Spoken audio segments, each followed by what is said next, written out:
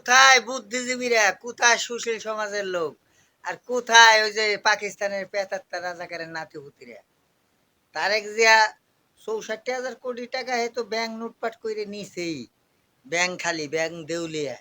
এখন আবার দিনমজুরি নির্বসরণীর লোক, যারা অটো রিক্সা চালায়, যারা ভ্যান চালায়, তাগো কাছ তো ট্যাক্স ভ্যাট আদায় করার চেষ্টা করতেছে, দেশটারে ধ্বংস করে দিতেছে। এখন তো কোনো সুশীল সমাজের মুখ খোলা দেখি না, এখন তো কোনো বুদ্ধিজীবীকেও দেখি না। দেশ কিন্তু শেষ। যা করার বুঝে হই না করো। তারেক কিন্তু আইছে এই দেশটারে ধ্বংস করে দিতে, দেশ চালাইতে না। বুঝে দেখো, জনগণের ঘাড়ে কিন্তু পাড়া দিয়ে হারছে।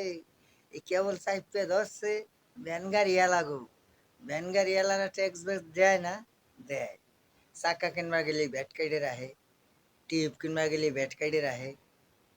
যাই কিনতে যাক ভ্যান গাড়ির মাল, ওইটা কিন্তু দোকানতে ভ্যাট কাইডে রাখে। আবার নতুন করে গাড়ির ভ্যাট দিতে হবে, ট্যাক্স দিতে হবে। কি খাওয়াটা খাবি বাঙালি রে চুইসা, বাঙালি আর মাজা টান করে দাঁড়াইতে পারবে না। এখনো সময় আছে বাঙালি জাতি, এক হও, দেশ বাঁচাইতে লড়াই করো।